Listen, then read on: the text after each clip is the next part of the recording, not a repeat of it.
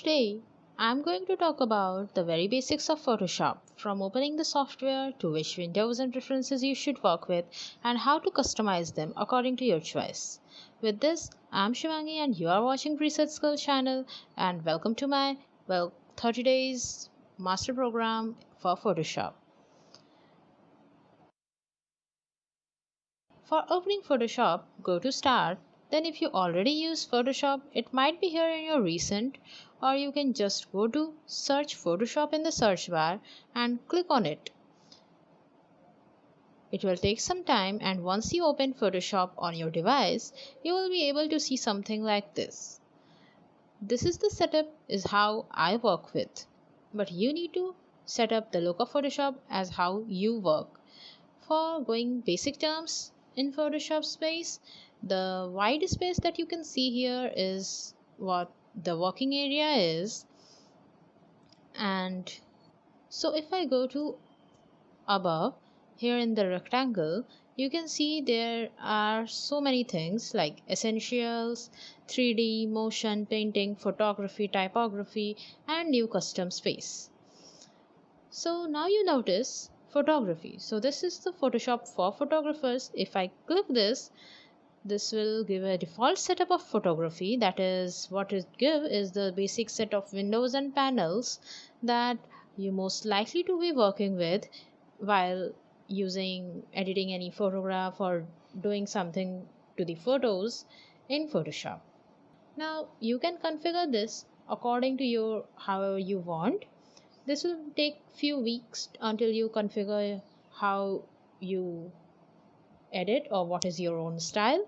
But once you have a hang of it, you can go and click the new workspace to get a new customized workspace for that. So it's a good idea to get your own spaces customized for your own work. But for now, beginning with the basic default. So here, if I click on this double arrow icon, I can expand the panel view. The whole column is expanded, and similarly, I again click on it, it closes the expanded view of the panel. So what if I want to make some more spaces in between two panels? Like I want to make a panel space between the navigator and adjustment. So I've place my cursor in between, it turns into double head arrow, and then I hold and drag it. This makes the panel go wider. Some panels do allow this feature and some don't. So here you can see like adjustment is not allowing to be much more wider than that.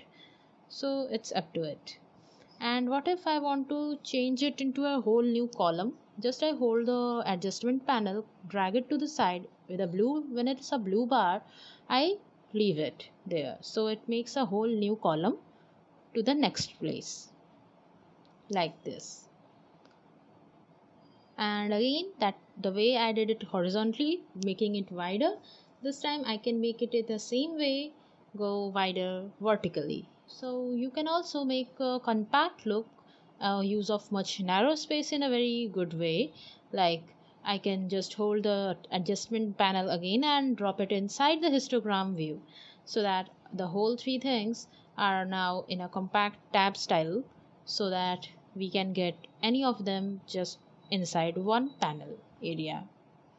Now it's time for tools. Like you can see on your left side, there is a toolbar and there are so many tools inside it. And it's right now in a single panel view, so I can just click on it, the arrow, and it gives a double style look, double column of the toolbar, and you can see the three dots. If I click and drag, holding the dots and dragging it outside, it unlock the tool panel from there, and I can again lock it there again or on another side. It depends on your preference how you work with.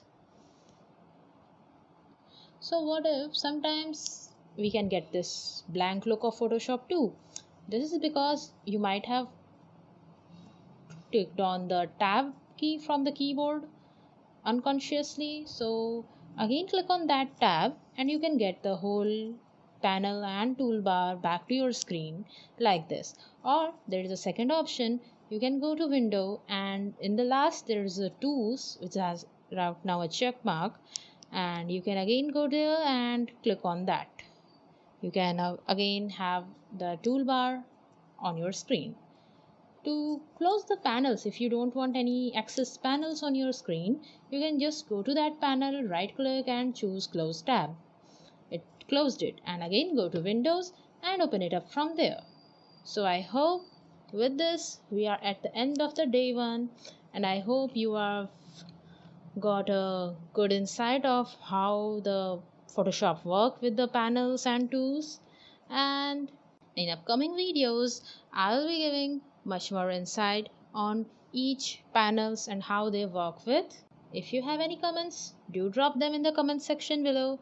And if you find this helpful, do give this video a thumbs up and hit the subscribe button to not miss the next video.